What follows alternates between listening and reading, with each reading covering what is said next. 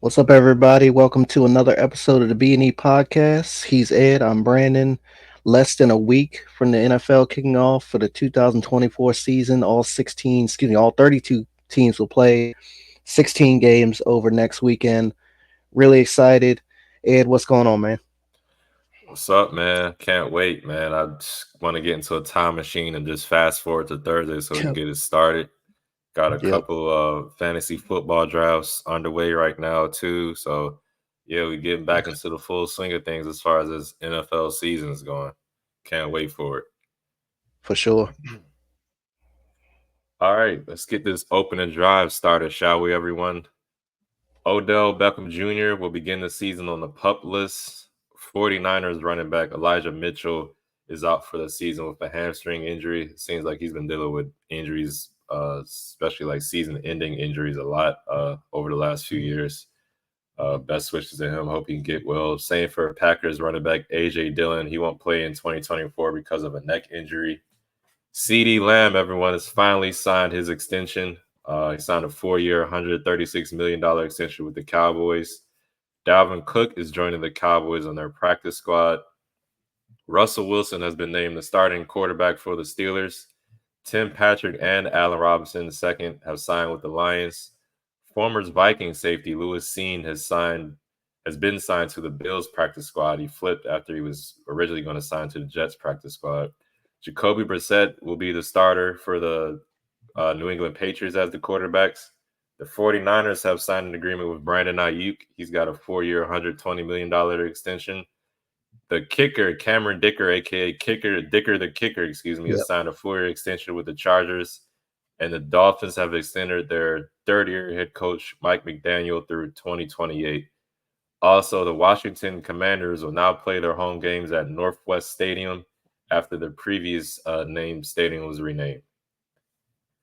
All right, this episode we're going to talk about player rewards and get into the playoff predictions. Start with the playoff rewards first. We're going to do offensive rookie of the year, defensive rookie of the year, defensive player of the year, offensive player of the year, comeback player of the year, coach of the year, and MVP. Brandon, let's start with you, man. Who you got for your offensive rookie of the year? Offensive Rookie of the Year. I'm going to go to Washington, D.C., Landover, Maryland, Uh-oh. Virginia, wherever y'all play at, wherever y'all Right. practice at. I'm going with the quarterback, the number 2 overall pick in the draft, Jaden Daniels. I'm high on him. I just got a feeling that the second overall pick is going to be just as good as last year's second overall pick, as far as production versus the number 1 overall pick. 6'4", 210 pounds. This preseason, he didn't make very many major mistakes or any turnovers from what I saw. Um, I think the front office has also put a good nucleus around him. You got a guy like Austin Eckler, a veteran in this league. He's known for catching the ball out of the backfield. He's been productive on the ground as well. You signed Zach Ertz. We're not sure what he's going to do for this team, but I mean, he's a veteran as well. You drafted Ben Sinnott. I think that's how you pronounce his name. Um, Young quarterback's best friend is a good tight end. They should have 2 of them, as well as an offensive coordinator. You bring in Cliff Kingsbury. He's worked with several quarterbacks over the past um, 5-10 years, including last year. He worked with Caleb Williams, the number 1 overall pick. So, yeah, I think the only concerns for me with Jaden Daniels and this Washington team from stopping him from being successful next year is the offensive line and the wide receivers behind Terry McLaurin. But I think, maybe change is good. You got rid of Jahan Dotson. The other guy went up to the Jets. I can't remember his name off the top of my head, in free agency. Um, or he went somewhere up in Northeast to play. So you got 2 new guys behind Scary Terry, but Scary Terry is probably one of the best, I would say, one of the top 10 receivers in the league. I think, in my opinion, besides CD Lamb's season last year, he was the best wide receiver in the NFC East. So, yeah, give me Jaden Daniels to win Offensive Rookie of the Year. How about you? I got you. I like your pick a lot. I'm gonna go with the first overall pick though, Caleb Williams.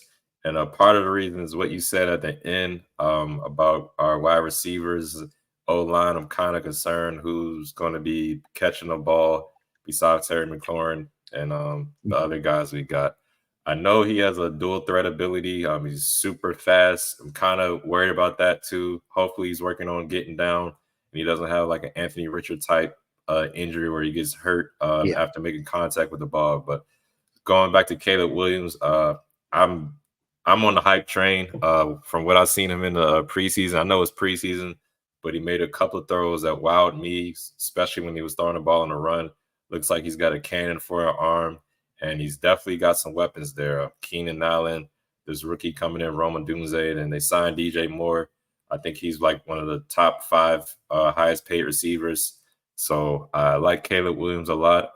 Also like their what they got in the backfield with DeAndre Swift and Khalil Herbert and all the other guys they got. So give me Caleb Williams. I won't be surprised if they make some noise in the NFC North. Right now, like I said, I'm on the hype train with Caleb Williams. Also got to support the hometown dude just because he's from the area. So yeah, but like you said, I wouldn't be surprised if Jaden Daniel does win it. I think he has a talent too. I saw a couple throws from him as well, and I think he can run the ball. I'm just kind of concerned, like you said, offensive line and weapons after Terry McLaurin. All right, we're gonna get into the defensive rookie of the year next. Okay, I've got three guys that I'm watching, but the top one, the first one I talk about is my winner, my predictor, the one I'm predicting to take home this award, Dallas Turner with the Mm-hmm. Vikings. He was the number 17 overall pick out of Alabama. Guys on the offensive and defensive lines out of Alabama under Nick Saban, who just recently retired from there. They often play pretty damn good when they come in the NFL, and I have no doubt in my mind this guy won't join that class of those guys. He was all over the field in the Vikings preseason opener against the Lions. Excuse me, the Raiders in the first preseason game.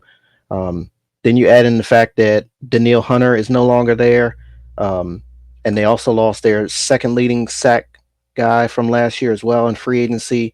Um, he'll be called up to play in those big time third down plays, third and long, whatever.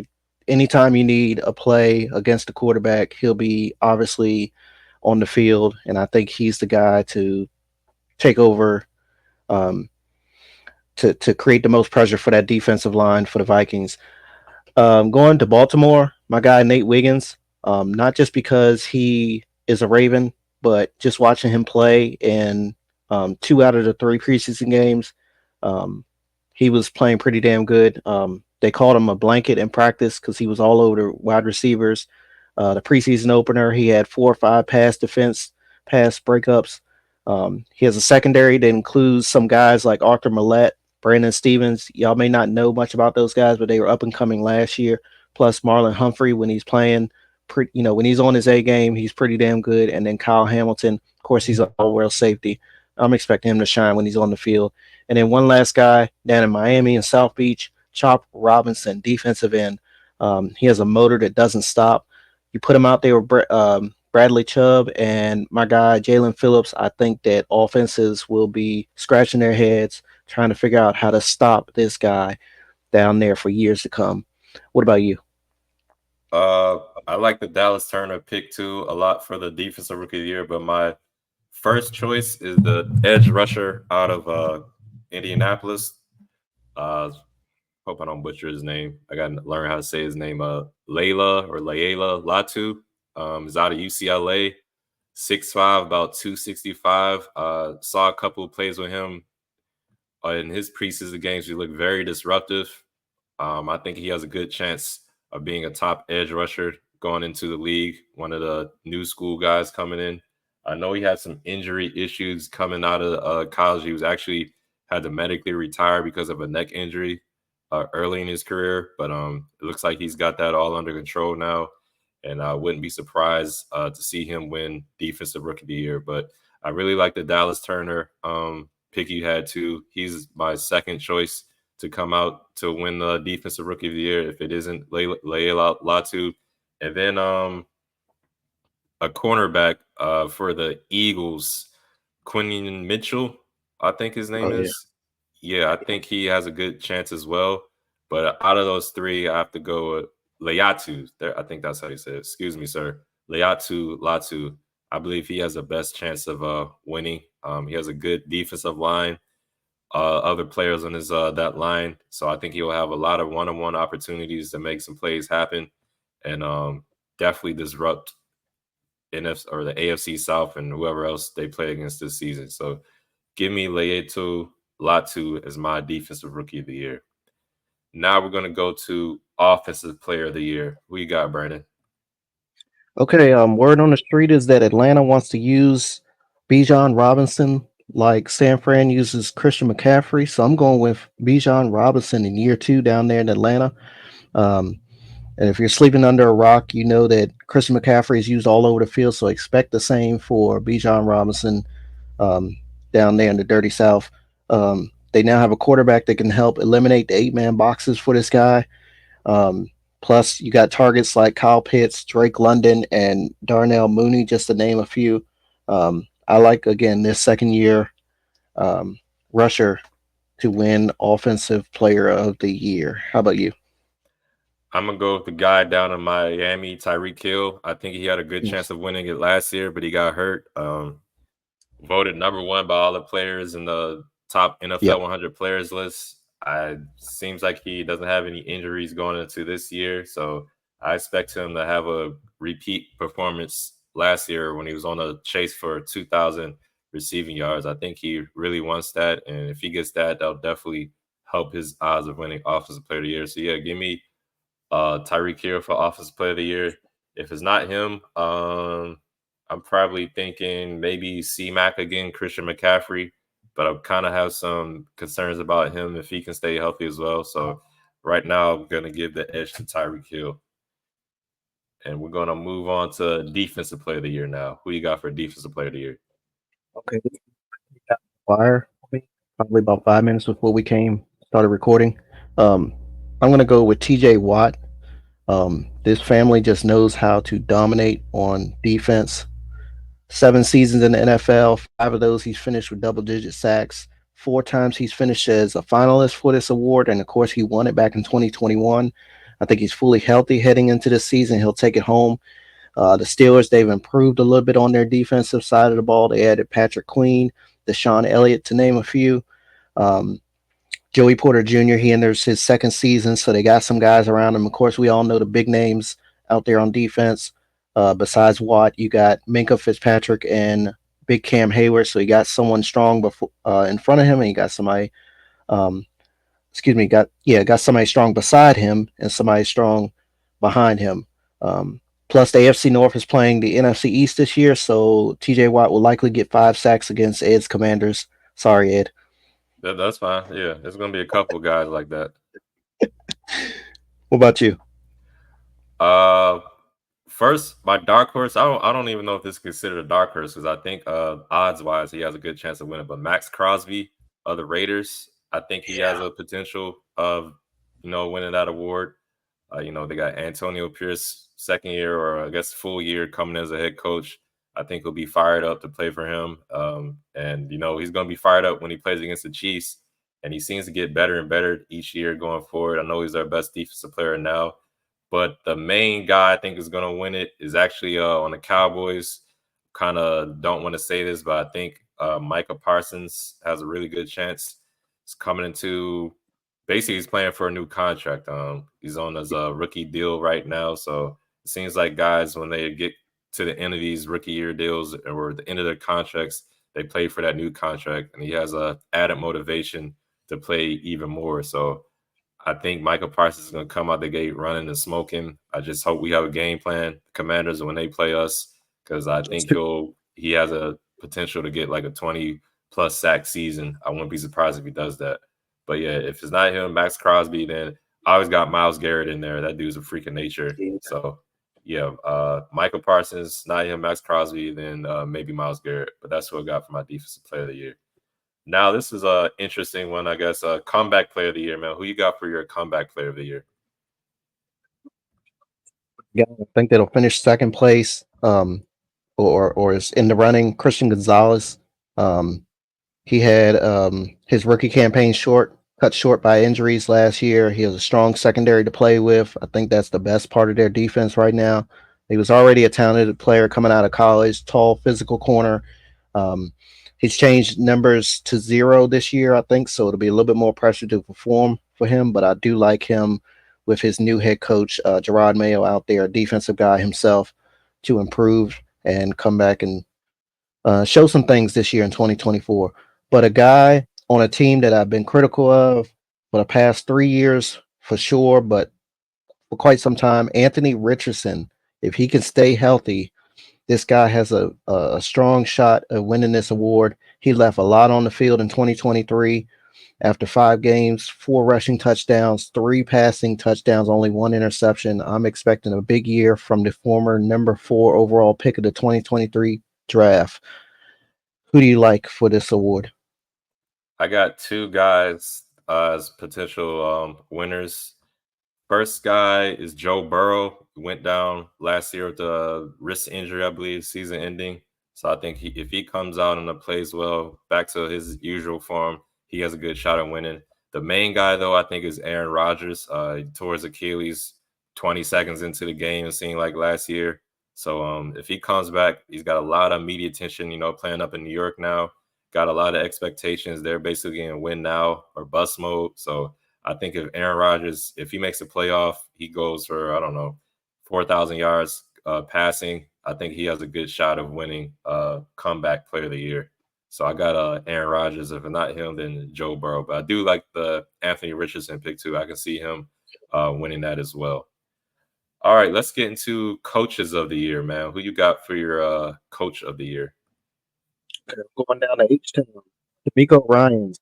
Lights are Mm. on in Houston. All eyes are on this Texans team and the Texans roster. They're coming off an AFC South title, a loss in the divisional round in the playoffs against my Ravens. They've added guys like Stephon Diggs and Daniil Hunter to help them take that next step.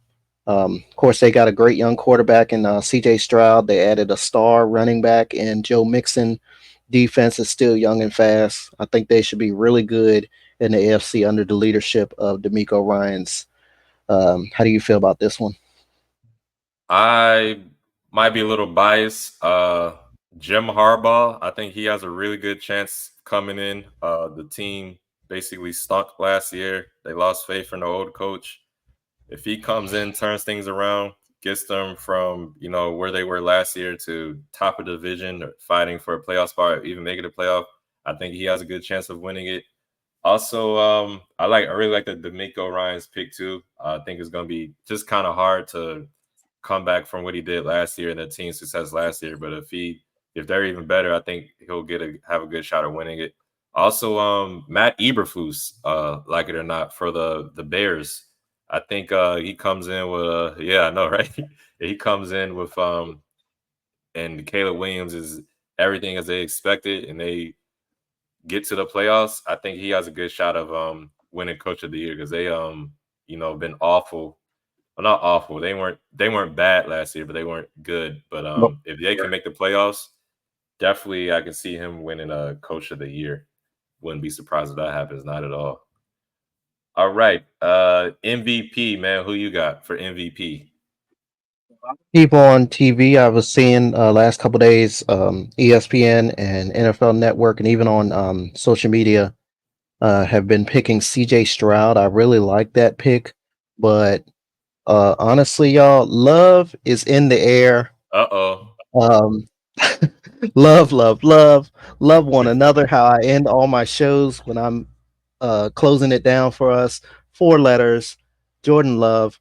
Um, he now is the former league leader in rushing from a couple seasons ago, Josh Jacobs, in his backfield to go. I was going to say go along with AJ Dillon, but I see AJ Dillon, I believe, is out for the season. But again, all his wideouts are back and they're healthy. Musgrave at tight end is heading into year 2. I think he's ready to make a leap with his young quarterback. Um, Honestly, look at what he did last season with, nobody really expected him to perform, including myself, heading into that season after taking over for Aaron Rodgers in that first game against the Bears. I think he threw 3 touchdowns. Didn't have a lot of passing yards, but he really opened some eyes for a lot of people. They got a tough opener against Philadelphia, but their secondary in Philadelphia is a bit shaky. Um, And again, with the Bears, he's proven that he's the new owner of them. Aaron Rodgers left town. I guess they kind of share co-ownership of the Bears, Jordan Love and Aaron Rodgers after last season. So yeah, give me Jordan Love to win MVP in 2024. All right, don't y'all might look at me crazy with this pick, but please just hear me out. Dak Prescott. I got Dak Prescott as my Nothing wrong with that. MVP. Um, Contract, yeah, he's basically playing for a contract.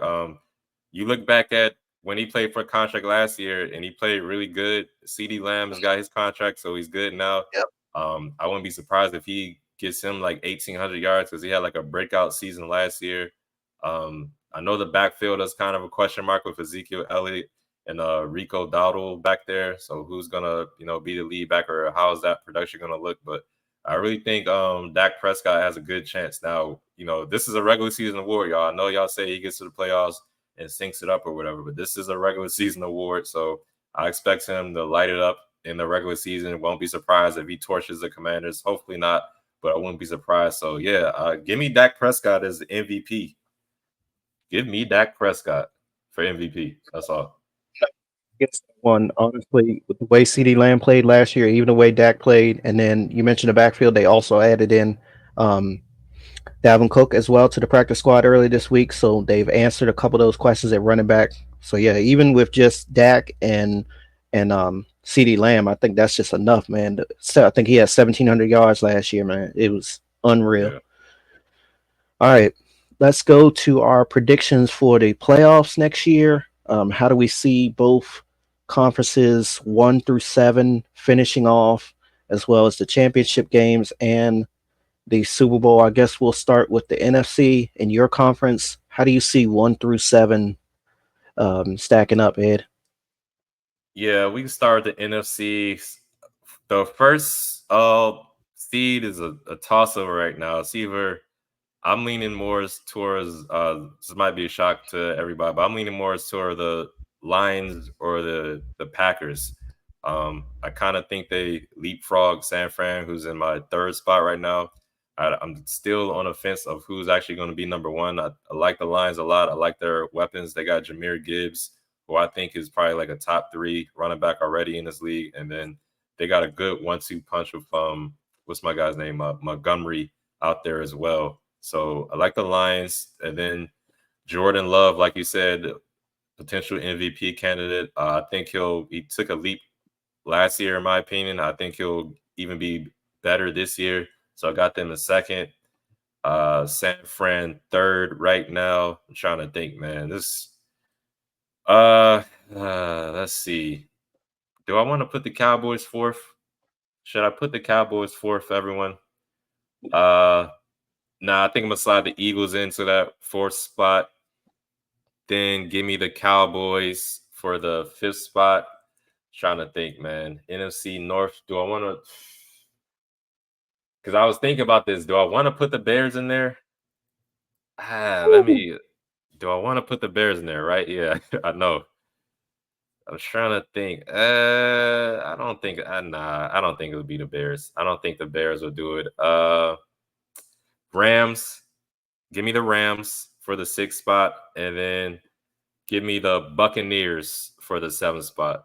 Now, as far as who's going to come out the NFC, it's going to be, I think the Niners will be there in a conference championship game. And I think it's going to come down between the Lions and the Packers. Right now, I'm leaning more towards the Packers. I think Jordan Love is a little bit better than Jared Goff. And I think the Packers can beat the Niners. I think they'll get some revenge from them in the playoffs last year, and they'll get to the Super Bowl. So give me the Packers coming out of the NFC. How about you? Championship game prediction and NFC title champion are the same. San Fran and Green Bay. I got Green Bay beating San Fran. It's something that doesn't normally happen in the playoffs for them, as far back as even Brett Favre when he was there. But as far as the seeding goes, I got San Fran 1, Philadelphia 2, Green Bay at 3, In the North, Tampa Bay winning the South at 4.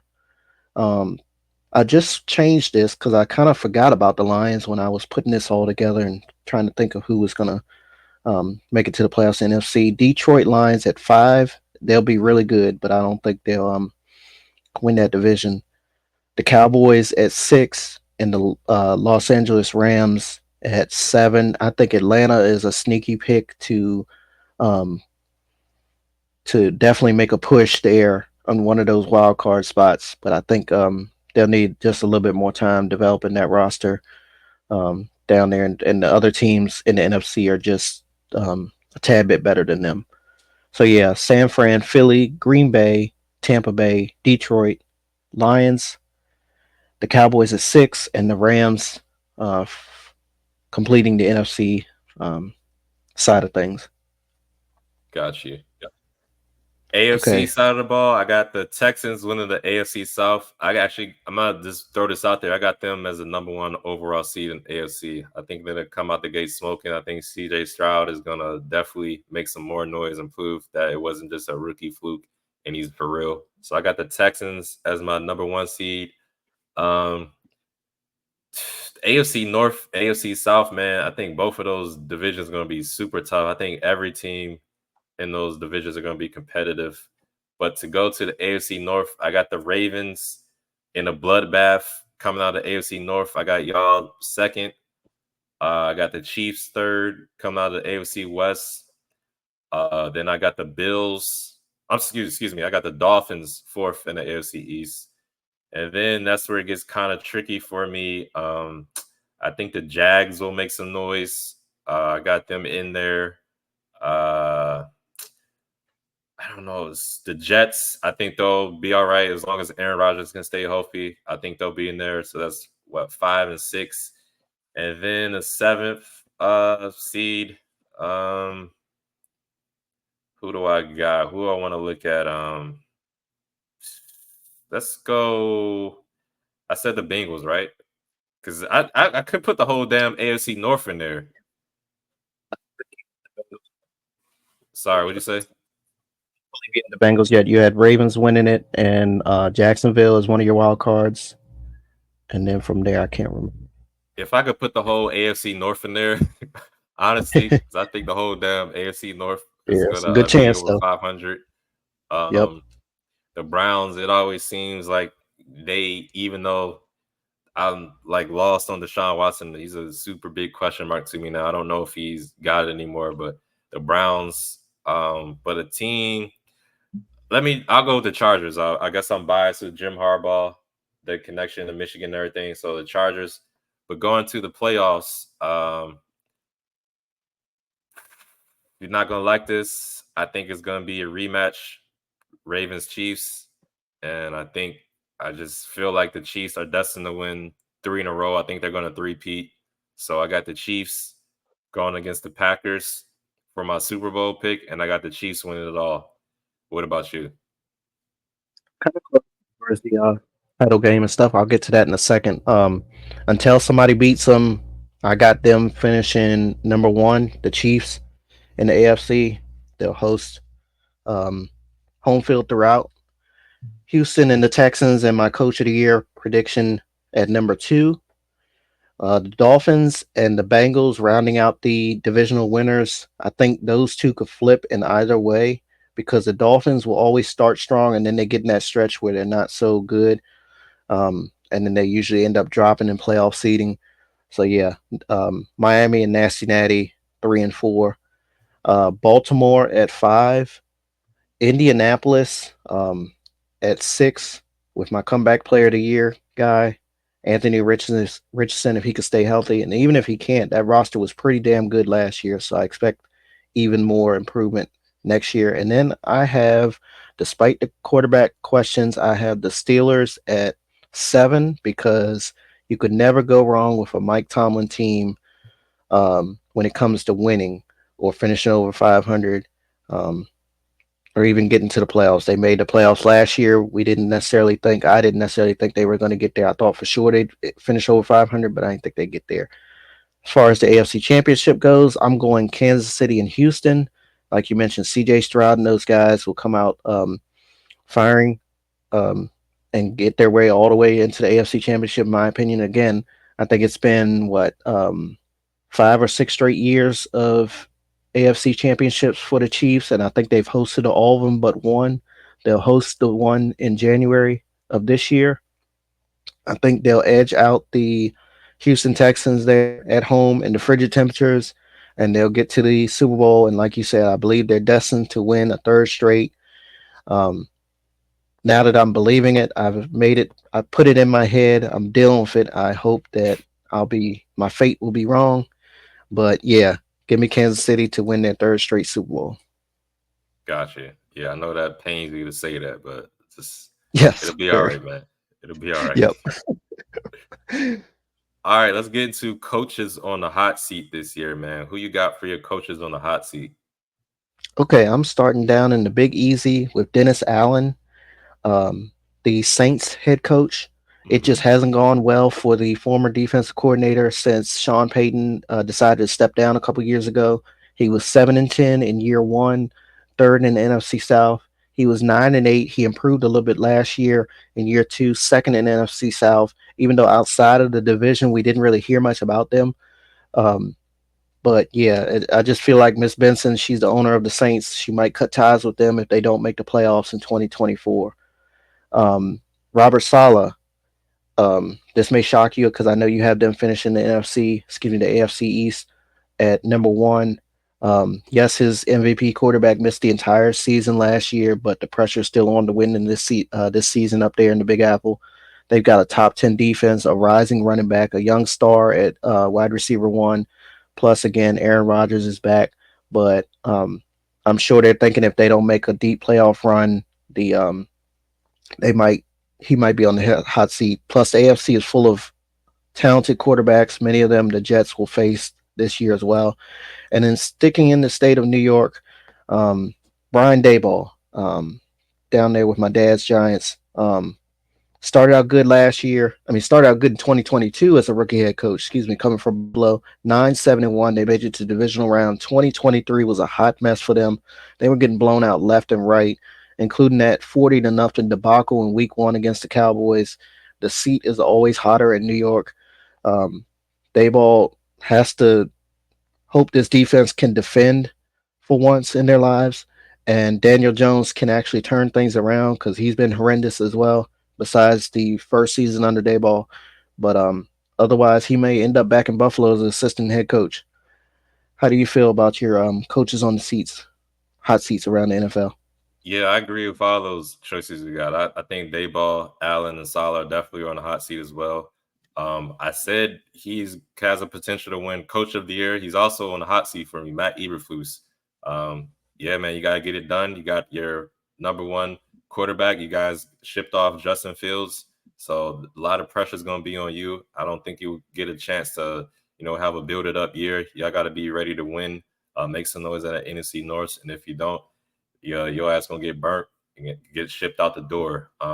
Todd Bowles, I know they made the playoffs last year and even won a playoff game, but before that, he was on the hot seat when Tom Brady and those guys didn't get it done the second year. I just think you know how it goes with black head coaches. They don't really get a longer leash as other guys do. So I think Todd Bowles, if they start losing, I know Baker Mayfield signed a new contract, but if they don't get it done, make the playoffs again, I wouldn't be surprised they let him go. Um, NFC East, I got Nick Sirianni and Mike McCarthy both on the hot seat as well. Nick Sirianni, you guys got rid of the OC and the DC, so can't blame them going into this year if y'all have a collapse or don't play well coming out the gate. So I definitely think you're on the hot seat. And then Mike McCarthy's been on the hot seat ever since he got to Dallas. He's made the playoffs, but let him lose a playoff game, especially in the fashion they lost last year. I think he'll be out of there. And but yeah, I agree with you on your choice as well, Dennis Allen, Robert Salah. And did we mention did you mention Brian Dayball? Because I got him on my hot seat too, actually. I got Brian Dayball on my hot seat too as well. Better get it done. I know you got Daniel Jones in there. Maybe not the best overall guy. Y'all shipped out Saquon Barkley, but I don't think you will have too many more excuses. Y'all better be competitive because y'all come out and be blown the hell out, like you mentioned, you might get fired in season. So yeah, we both think Dayball's on the hot seat, but I think the whole NFC East, I guess, except for Dan Quinn, is on the hot seat. And then NFC South, we got Dennis Allen and Todd Bowles, and I agree with you on Robert Saleh as well. So yeah, that's who we got.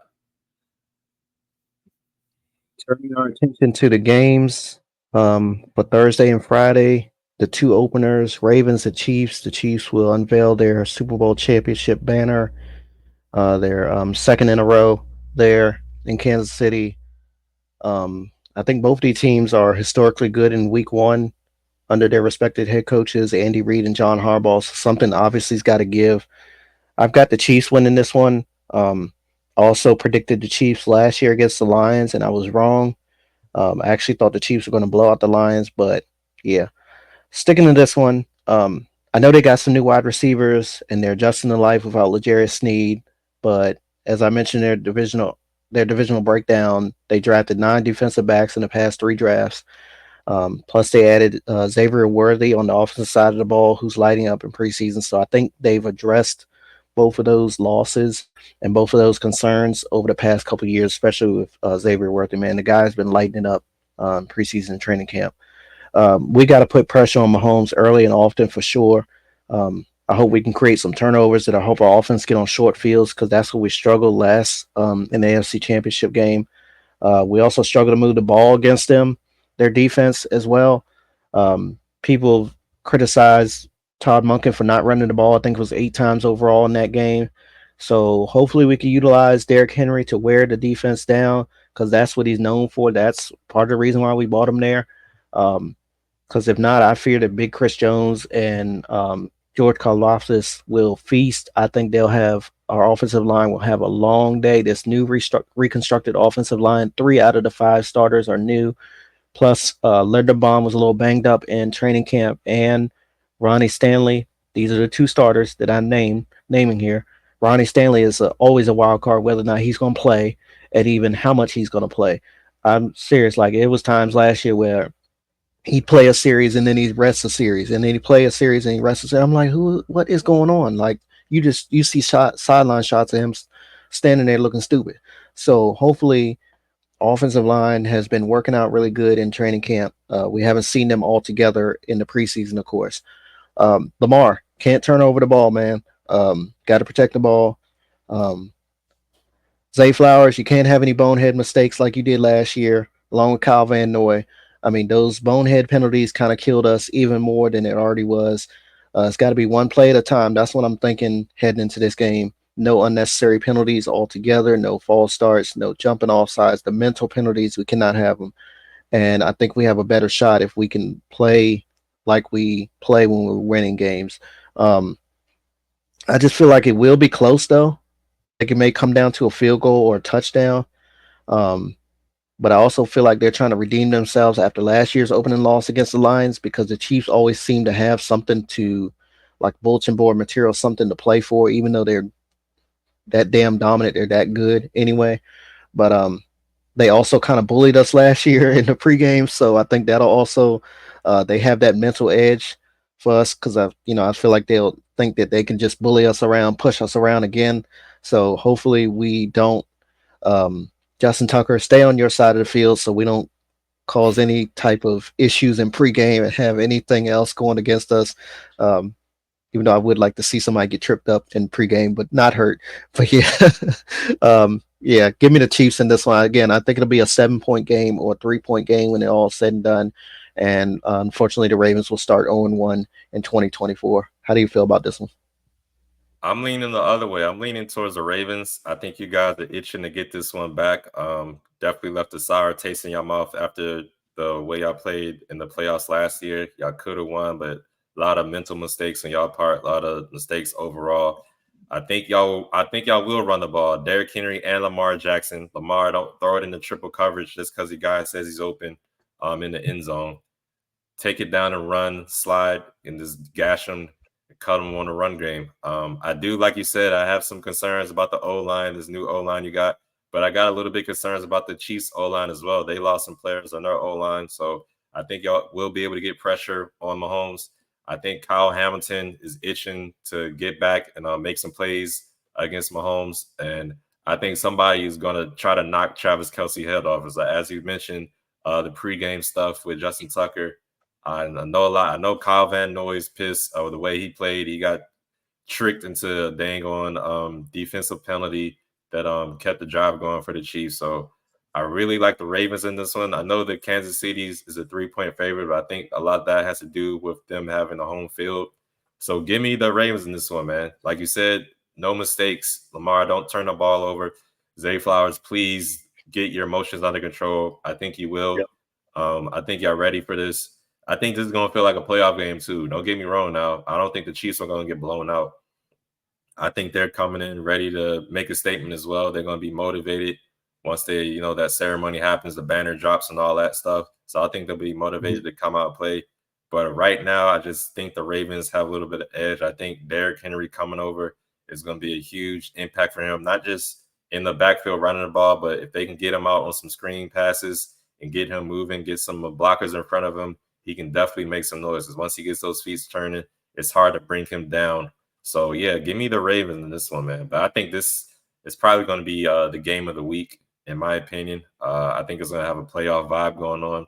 I wouldn't be surprised if like a rivalry starts to build between the Ravens and the Chiefs the more they play. I expect this game to be a little heated too. I wouldn't be surprised if some stuff happens after the play, a little head button going on between the teams and stuff like that. So, yeah, give me the Ravens in this one. But definitely think it'll be a close game. And then we're going to move on to the Friday game in Brazil. I think we were talking about this before. I don't know if the teams will be allowed to wear green or something just because of the social status and stuff going on in Brazil. I think that's like a gang color. I don't know exactly what's going on. I could be wrong, but I think that's what I heard, that green is a no-go. So, but the Packers and the Eagles, they play Friday night, 8:15 kickoff time, Eastern Standard Time. Philly's a 2.5-point favorite. I'm on the fence about this one, man, because I think overall Philly has a better team, but I like Jordan Love a little better as a quarterback. So I'm slightly leaning over to the Packers and Jordan Love crew getting it done. Like I said, I've been mentioning Jaden Reed a lot. Kind of reminds me of Deebo Samuel. After the catch, he's really good. I think they're going to use him in the backfield as well, some too. Like you mentioned earlier, they brought over Josh Jacobs. I want to see how that looks with the Packers. And they still got Christian Watson and Romeo Doubs too. So we're going to see how they play against the Philly and their new and improved secondary. They brought in a couple of guys on the out of the draft for the secondary with Cooper DeJean and Quinion Minshew, who I think has an opportunity to be Defensive Rookie of the Year. So we'll see how that goes. They also got C.J. Gardner-Johnson. But I'm still a little bit concerned with Jalen Hurts. But with them bringing on Saquon Barkley, I wonder how they're going to use him. It seems that I know you mentioned the last show, the show before, how they're weird with their running backs and how they use them. I think if they use Saquon as a workhorse, they have a really good chance of whooping teams and just going through the gauntlet and doing it. But we'll see how they're using them. They got a new OC coming in, so maybe they will use Saquon in a more workhorse type of way and let Jalen Hurts do his thing with the play action, get A.J. Brown and Devonta Smith involved. But I like Jordan Love. I think if he gets the ball in his hands late, he'll be able to have the opportunity to drive down the field and win the game. So give me the Packers in a really close one. How about you? How you feeling about this game? Jordan Love and Matt LaFleur, they need to attack this Eagles secondary. You mentioned the new pieces, but I still have that memory of teams going up and down the field on this defense last year. And until I see it stopped, I imagine that teams are going to try to do the same thing in this season. The linebacker position is also still a bit of concern for their defense as well. So I feel like this Green Bay offense featuring Josh Jacobs, I think they'll put up some points in this one, and so will Philadelphia. Don't get me wrong, I'm not calling it a blowout. I think it will be very close. I do think the Eagles, though, will try to get back to running the ball first. That's something they got away from last year. Like you mentioned, they have Saquon Barkley now. Kenneth Gainwell, um, and you mentioned something that I mentioned, that we never know who's going to be out there for them. So I think they'll try to keep Saquon fresh, still utilize the other backs that they really good at developing, and again get back to boosting this ground game. Um, I think this game will come down to who makes a key stop or key play defensively, and I trust the Packers defense a little bit more than the Eagles defense at this point. But again, it's rare that the Eagles don't start the season with a win. Typically, they're on a win streak to start the season, well into the season. But I'm going to go with the Packers in this one. I just trust their defense a little bit more than the Eagles' defense overall. All right. All right. You want to talk about Colorado real quick? I didn't really see the game, but I know you were talking about ahead of the game how Dion was treating the media and all that. Yeah, I watched the game. Well, shout out to United Airlines. I don't want to give free promo and stuff. They'll have a damn clue who we are. But shout out to United Airlines because I was able to watch the game on the flight. I was able to catch the second half, and they won the game. But it was honestly, it was same old, same old. If you guys out there, ladies out there, watched Colorado play last season, they got talent, but they can't run the ball still, and their defense still has issues getting off the field. The quarterback for North Dakota State, I think he had like, if it wasn't over 100 rushing yards, it was like 80 rushing yards. I remember late in the fourth quarter, he scrambled for like a 20-yard touchdown run, which kept him in the game. And it's just Colorado. It's either Shador Sanders or Travis Hunter or bust. I mean, they had a nice play from their other wide receiver. I think his name is Jimmy Horn Jr., where he had like a 70-yard reception and run for a touchdown. But then there was a play where they kind of could have put the game away. They had a nice play. It was Jimmy Horn was in the backfield, but he dropped the ball when he was thrown to him. And if he would have caught it, he probably had a good opportunity to run it in for a touchdown and kind of put the game away because they would have been up about 2 scores, about less than 5 minutes left. But this looks the same old from last year. Can't stop the run, can't get out the field when they need to, and they can't run the ball. Shador, he threw for like 445 yards. Travis Hunter had 3 touchdowns. He had a great catch, one of his touchdown catches. But if those guys don't get going, they can't run the ball.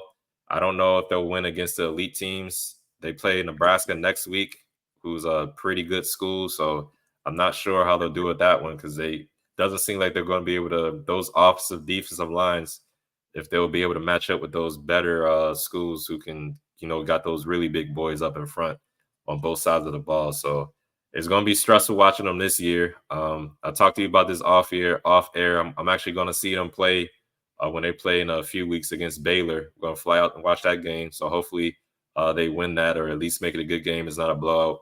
Hopefully they'll have a good record at that point too, because they'll definitely have the media's attention. After this game was a lot of hype, but you could tell people were saying it's kind of looking like how it was last year. Shannon Sharp, a guy I watch a lot, was basically saying the same thing. Deion Sanders, he wasn't happy about the win. I mean, he was happy they won the game, but he wasn't happy with the performance. So, hopefully they can improve on that. Hopefully they can get more pressure on the quarterback, run the ball, or stop the run, and hopefully they can find a running back or a trio of running backs that can actually take pressure off Shador, because he wasn't getting sacked a lot, but he was taking some hits. If he keeps getting hit like that, I don't know if he'll last. Hopefully he can be a top pick in the NFL, and I think he has the potential to do, the talent to do it for sure, but he definitely got blasted a few times in this game. So hopefully he can remain healthy for the whole season. But I don't know. It's looking like how it was last season. A lot of hype, and then they start playing these real good teams, and they kind of flare off or flame out. So we'll see what happens, though. You got any thoughts about it? You mentioned offensive line and defensive line. They've always been known for having a good offensive line, so I expect them to be physical against Colorado's defense for sure. And we'll see how that goes. But yeah, I didn't catch any of that game, but I'll definitely try to watch that Colorado-Nebraska game next week. And yeah, I do like United Airlines as well. Not putting any sponsorship on them either. And one more thing before we go, shout out to the Green Bay Packers. I didn't mention this in our last show after I think it was heading into the preseason game, the Ravens players rode their bikes around their facility around Lambeau Field. That's a tradition, a big tradition there in Green Bay. Um, the players borrow the kids' bikes and ride them around. We all saw the video. Lamar almost fell off the bike. Um, it's kind of funny, but scary and embarrassing at the same time.